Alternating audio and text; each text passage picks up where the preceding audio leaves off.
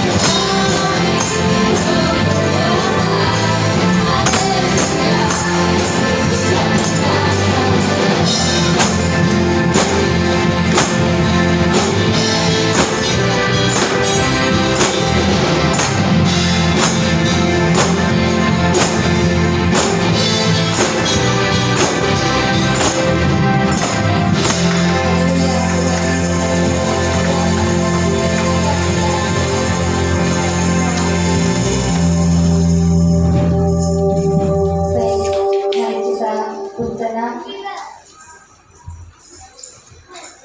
kita datang lebih dalam untuk menyembah Tuhan karena kasih-Nya dan karyanya sentiasa nyata di dalam hidup kita. Dia yang memegang hidup kita, kita berada di dalam tangan-Nya.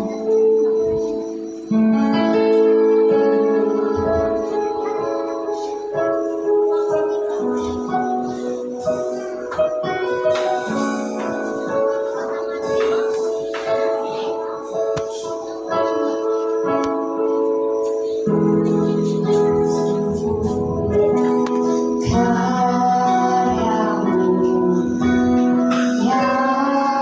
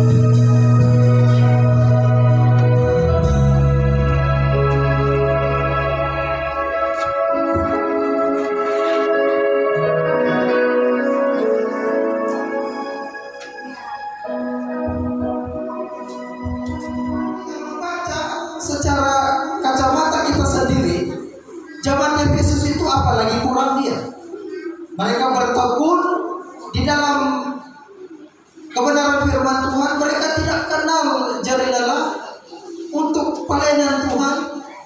Tetapi kenapa Tuhan Yesus masih mengkritik mereka? Nah, kematangan mereka itu luar biasa. Coba bayangkan, mereka itu kalau ada pengajar sesat, mereka itu sudah tahu tentang kebenaran firman Tuhan yang asli. Mereka tidak mudah disesatkan. Kemudian saya bertanya begini dan mempelajari dalam ayat ini, kasih apa yang semula jemaat Efesus tinggalkan ini sehingga Tuhan Yesus mengkritik, mengecam mereka? Saya merujuk dua tafsiran. Yang pertama, saya merujuk kepada Matthew Henry. Matthew Henry mengatakan begini, orang-orang yang mempunyai banyak kebaikan dalam diri mereka boleh saja mempunyai banyak kesalahan di dalam diri mereka. Engkau telah meninggalkan kasihmu yang semula, bukan meninggalkan dan mencapai tujuan dari kasih itu, tetapi kehilangan kasih yang menyala-nyala yang dampak pada awalnya. Saya garis bawah itu, tetapi kehilangan kasih yang menyala-nyala yang dampak pada awalnya.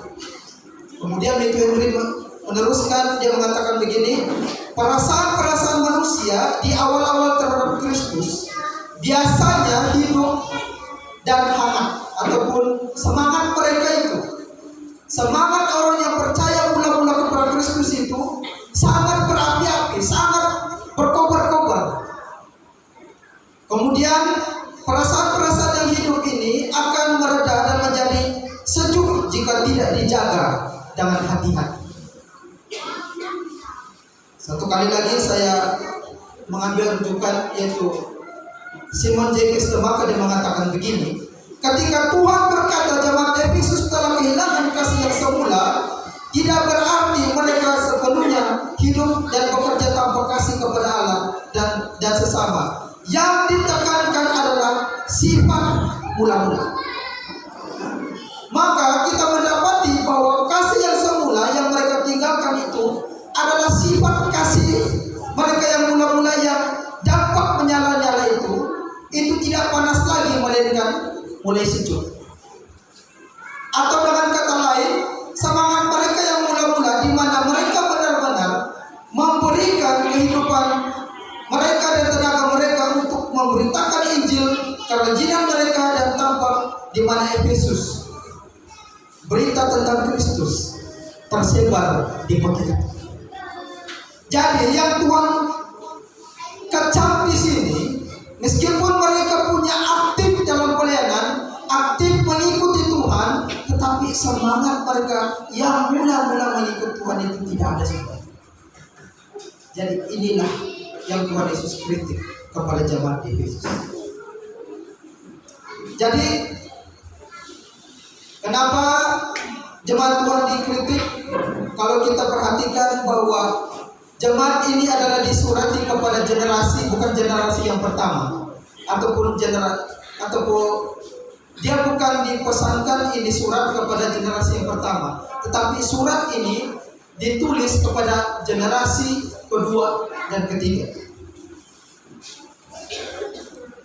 Jadi saya merujuk lagi balik kepada tafsiran ini, dia mengatakan begini, yaitu Simon J. Kistemaka, dia mengatakan begini, jemaat yang Kristus surat ini tidak lagi berdiri dari generasi pertama, tetapi kedua dan ketiga.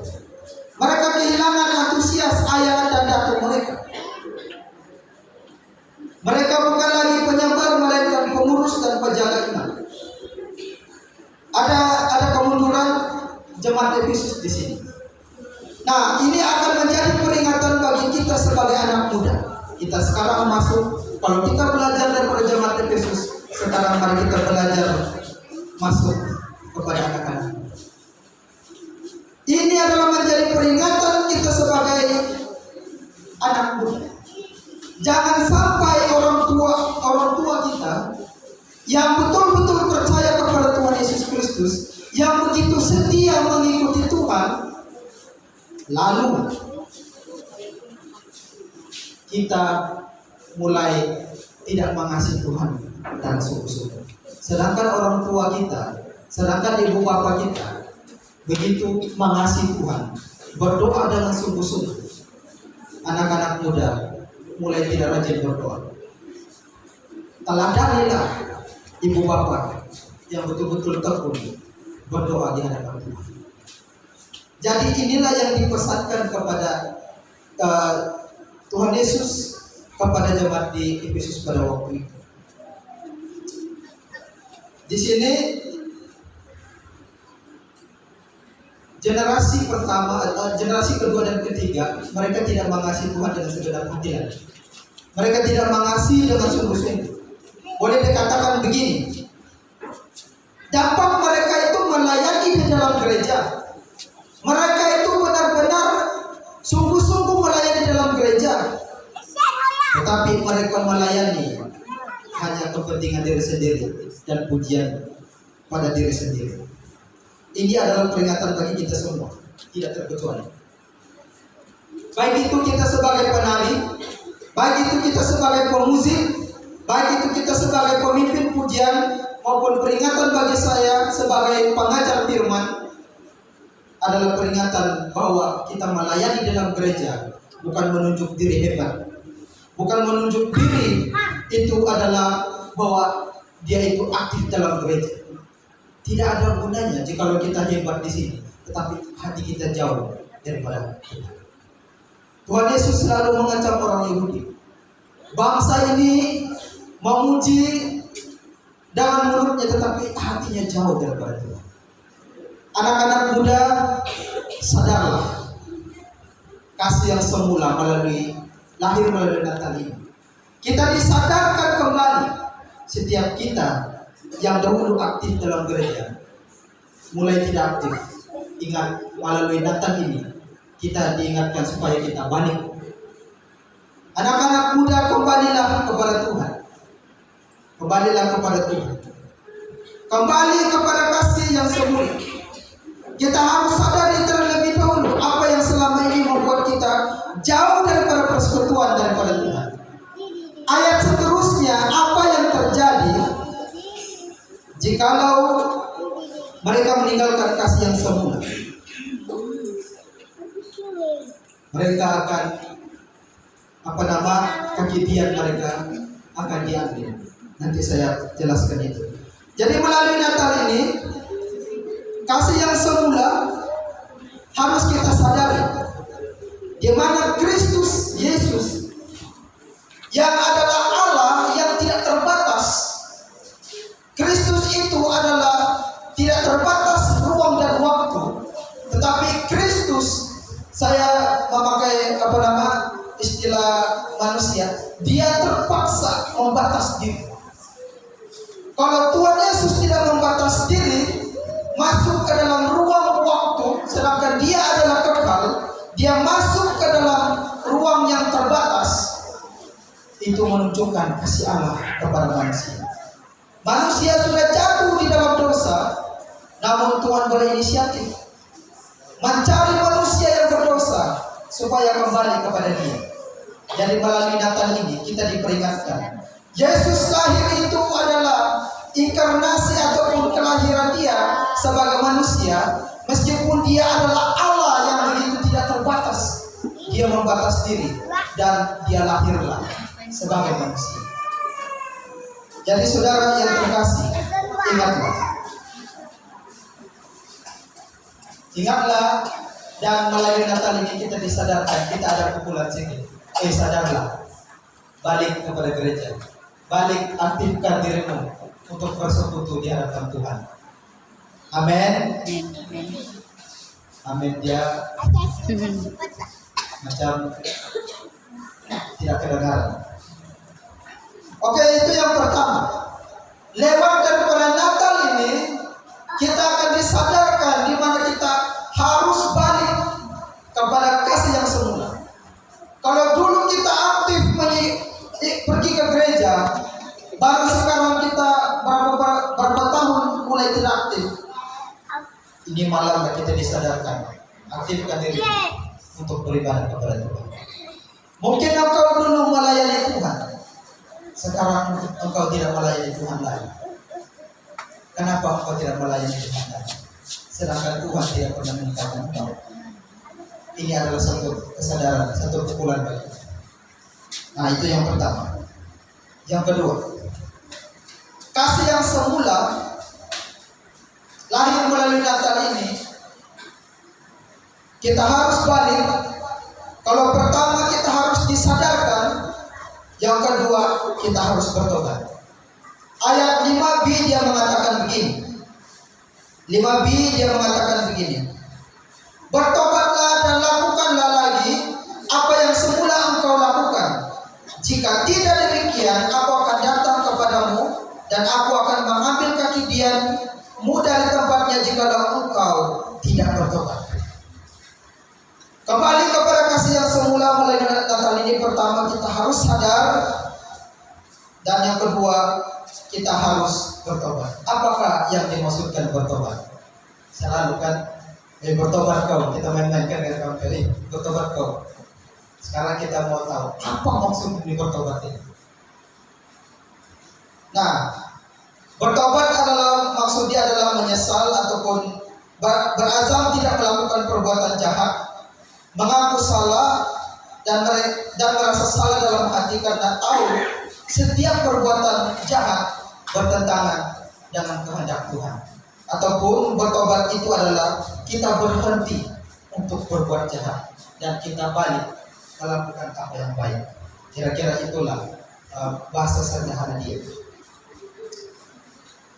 Dan kalau dulu kita suka berbuat dosa, suka berbuat jahat, sekarang kita berhenti dan merubah diri karena mau mengikuti kehendak Tuhan. Itulah tanda dia pertobatan. Jemaat Efesus diperingati supaya mereka bertobat dan kembali melakukan apa yang semula mereka lakukan dahulu. Pada saat Tuhan katakan lakukanlah pekerjaan apa yang semula engkau lakukan, yang dirujuk bukanlah pekerjaan yang selama ini jemaat lakukan, seperti ketekunan, jerih payah, ketaatan, kesetiaan melawan ajaran sesat. Ini dalam konteks jemaat Efesus pada waktu itu. Tetapi pekerjaan kasih mereka bagi Tuhan, inilah yang Tuhan mau tuntut. Karena mereka itu kan tekun, tetapi obaran kasih mereka itu, di mana mereka tidak lagi sungguh-sungguh mengasihi Tuhan, segenap jiwa, segenap akal budi, mereka tidak mengasihi seperti yang mula-mula. Nah, maka sekali lagi saya memetik tafsiran ataupun tafsiran Matthew Henry mengatakan begini. Mereka harus membandingkan keadaan mereka supaya dengan keadaan mereka yang dulu dan menimbang betapa jauh lebih banyak keadaan mereka dahulu dibandingkan dengan keadaan mereka sekarang. Mereka harus bertobat, mereka harus kembali dan melakukan pekerjaan yang semula. Mereka seolah-olah harus memulai dari awal. Mereka harus berusaha menghidupkan kembali, memulihkan semangat mereka yang semula. Maka kita juga harus membandingkan diri kita. Keadaan kita menerima Tuhan Yesus, begitu rohani kita, semangat kita berkobar-kobar. Saya percaya jemaat semua mengalami ini. Setelah kita terima Tuhan Yesus, hati kita berkobar-kobar, mau melayani, mau berdoa, mau baca firman Tuhan. Itu kerinduan yang sangat kasih kita kepada Tuhan itu tidak putus-putus itu. Jadi melalui peringatan ini, jikalau kita tidak pelihara itu semangat yang berkobar-kobar itu, maka akan mulai redup. Karena apa? Karena kita tidak sungguh-sungguh menjaganya. Di ayat seterusnya mereka diperingati, jikalau mereka tidak bertobat, maka Tuhan ambil kaki dian dari tempat mereka jikalau mereka tidak bertobat. Nah, kaki dian ini adalah pelita, tidak gambar. Kamu tahu itu kan, itu macam itu lilin itu begini, tapi dia 7 tiang. Itu adalah pelita orang Israel di dalam bait Allah. Nah, lalu saya merujuk, apakah maksud kaki dian ini? kaki dia emas yang Tuhan mau ambil itu. Sekali lagi saya merujuk tafsiran Simon Kestemaka, dia mengatakan begini, Tuhan mengambil kaki dia, mereka diperingati sebagai jemaat, mereka akan mengalami kegelapan rohani total. Waktu saya membaca ini, saya sendiri takut. Kalau jemaat Tuhan meninggalkan kasih yang semula, jemaat akan mengalami kegelapan rohani yang total. Saya terkejut membaca tafsiran ini. Seterusnya, gereja berhenti menjadi gereja ketika gereja tidak lagi melayani tuannya dengan kasih dan bakti yang sejati. Ada bukti bahwa kekristenan nominal akan mengalami kematian natural dalam 1 atau 2 generasi dan akibatnya lenyap sama sekali dari pandangan. Jemaat mungkin masih berkumpul bersama-sama, tetapi untuk melakukan kegiatan sosial, bukan perkara-perkara rohani. Nah, jika mereka tidak bertobat, mereka akan mengalami kegelapan rohani. Dia tidak akan pernah mengenal Tuhan. Dia tidak akan pernah mengenal Tuhan. Nah, Efesus sekarang itu di mana? Saya tahu. Efesus itu sekarang di mana? Turki. Di Turki sekarang. Dia ingat itu gereja, tapi di dalam sudah orang Islam beribadah. Bukan saja gereja sudah menjadi tempat peribadatan orang Islam, tetapi gereja sudah menjadi klub, sudah menjadi restoran. Kenapa semua ini terjadi? Karena gereja meninggalkan kasih yang semula. Maka akan kelihatan gereja mengalami kemerosotan dalam 2 atau 3 generasi. Dalam pelayanan penginjilan pun tidak dilaksanakan.